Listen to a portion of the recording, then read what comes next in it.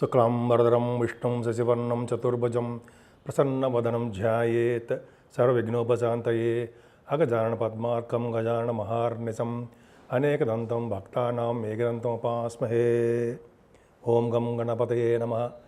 ఓం శ్రీ మాత్రే నమః. ఓం శ్రీ గురుభ్యో నమః.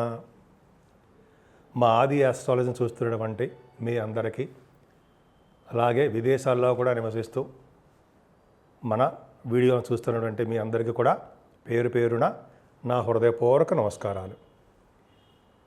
ఇప్పుడు మనం మార్చ్ 9వ తారీఖు నుంచి 15వ తారీఖు వరకు కూడా, అంటే 9th to 15th మార్చ్ 2025లో ఈ వారం రోజులు గ్రహ ప్రభావం ఎలా ఉంటుంది, 12 రాశుల మీద ఎలా ఉండబోతోంది ఇప్పుడు మనం తెలుసుకోబోతున్నాం. అంతకంటే ముందర మీ జాతకాలు తెలుసుకోవాలనుకుంటే మీ date of birth, time of birth, place of birth ఉంటే చాలండి.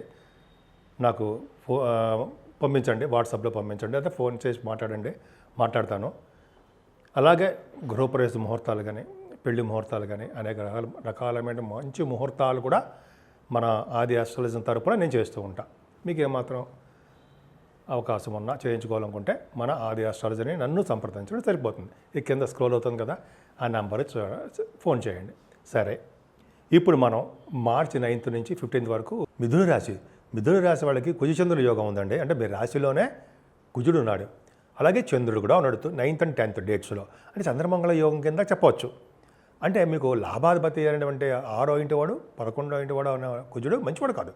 కోపంగా ఉండడము, ఫ్లరిష్గా ఉండడము, చిన్న చిన్న వాటిలోనూ ఇబ్బందులు పడిపోతూ ఉండడము, ఈ తెలియని ఆవేశం ఉండడము, కొద్దిగా చిన్నగా ఇబ్బందులు పడుతూ ఉంటారు. కానీ కుజుడు వల్ల కొంచెం చిన్న ఇబ్బందులు ఉంటాయి. కానీ చంద్రుడు కూడా ఉన్నాడు కాబట్టి చంద్రమంగళ యోగం ఏర్పడి మీరు పనుల్లో పట్టుదల ఏర్పడి అనుకున్న రంగంలో, మీరు ఏ రంగంలో ఉండా అనుకున్న వాటిని సాధిస్తారండి. అది గొప్ప అదృష్టం. 11వ అంటే ద్వితీయ భావంలో 11th అంటే 11వ తారీఖు 11th and 12th డేట్స్లో చంద్రుడు ఉన్నాడు.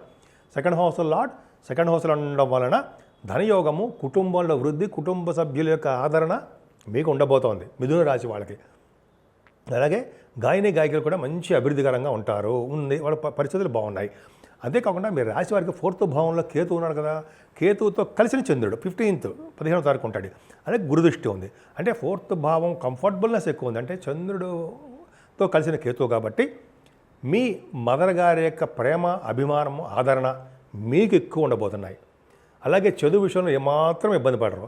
అలాగే మీరు గృహాలు కానీ, అపార్ట్మెంట్స్ కానీ, వాహనాలు కానీ, వస్తువులను ఆభరణాలు ఒకటే అనుకోండి, డ్రెస్సెస్ మంచి వాటికి మీరు కొనుక్కోవడానికి కంఫర్టబుల్నెస్ ఎక్కువ ఉండడానికి అవకాశాలు ఎక్కువ ఉన్నాయండి. అలాగే పుత్రికా సంతాన యోగం ఉండడము, సినిమా రంగంలో, టెలివిజన్ రంగంలో ఉన్న వాళ్ళకి కూడా అంటే శుక్రుడు చిన్న ఇబ్బందిలో ఉన్నప్పటికీ కూడా దశమంలో ఉన్నాడు కాబట్టి సినిమా రంగంలో అవకాశాలు మీకు ఉంటాయి. సినిమా రంగంలో డెవలప్మెంట్స్ ఉంటాయి. సినిమా రంగమేనండి, టెలివిజన్ రంగం లేదా, వాటిల్లో కూడా కళారంగం అనుకుందాం, అద్భుతంగా ఉంటారు.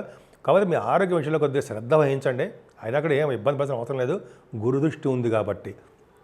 ఏదైనా సప్తమ స్థానాధిపతి గురుడు 12వ భావంలో ఉండడం వల్ల, సప్తమ స్థానానికి కుజుడు దృష్టి ఉండడం వల్ల చిన్న భార్యాభర్తల విషయంలో చిన్న ఇబ్బందులు ఉన్నప్పటికీ కూడా వాళ్ళు కలిసి తీరుతారు. ఎందుకంటే గురుడు 12వ భావంలో ఉన్నంత మాత్రాన మనకి మంచివాడు కాదని చెప్పడానికి వీలేదండి. 6, 8, 12 స్థానాల్లో కూడా కేంద్రాధిపత్యం వచ్చినవాడు యోగిస్తాడు, మంచి చేస్తాడు, చెడు చేయడు.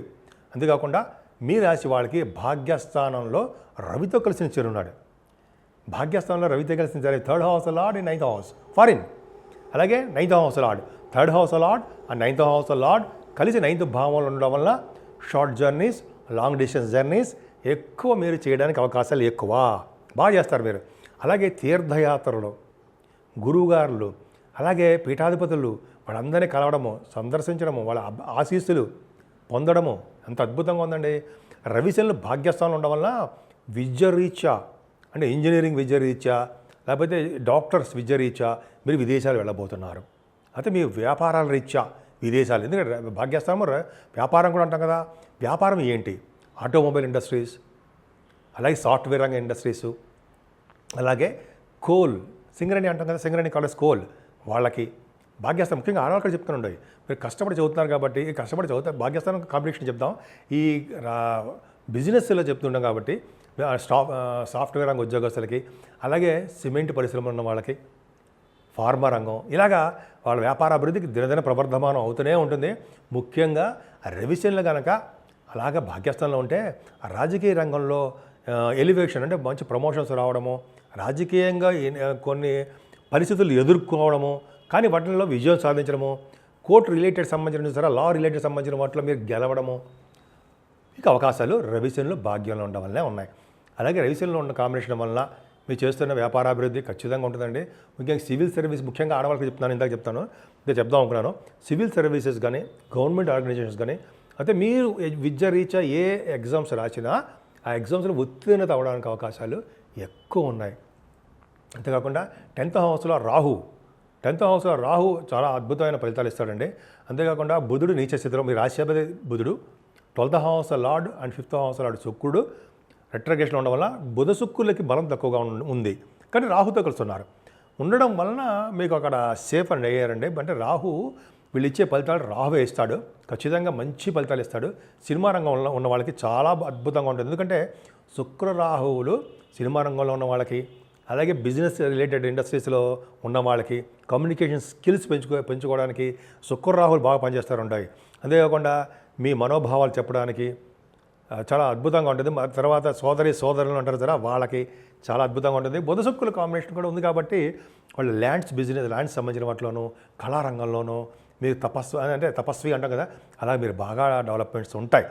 రాహు దశమంలో ఉన్నాడు కాబట్టి ముఖ్యంగా కంప్యూటర్స్ ఫీల్డ్ అంటారు కదా, సాఫ్ట్వేర్ రంగ ఉద్యోగస్తులకి బాగుంటుంది.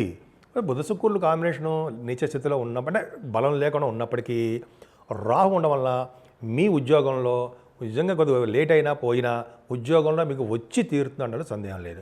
ముఖ్యంగా సాఫ్ట్వేర్ రంగ ఉద్యోగస్తులకి బాగుంటుంది. భయపడాల్సిన అవసరం లేదండి. మీకు శని కూడా మారుతున్నాడు ఈ సంవత్సరం, అదే మార్చి నుంచి.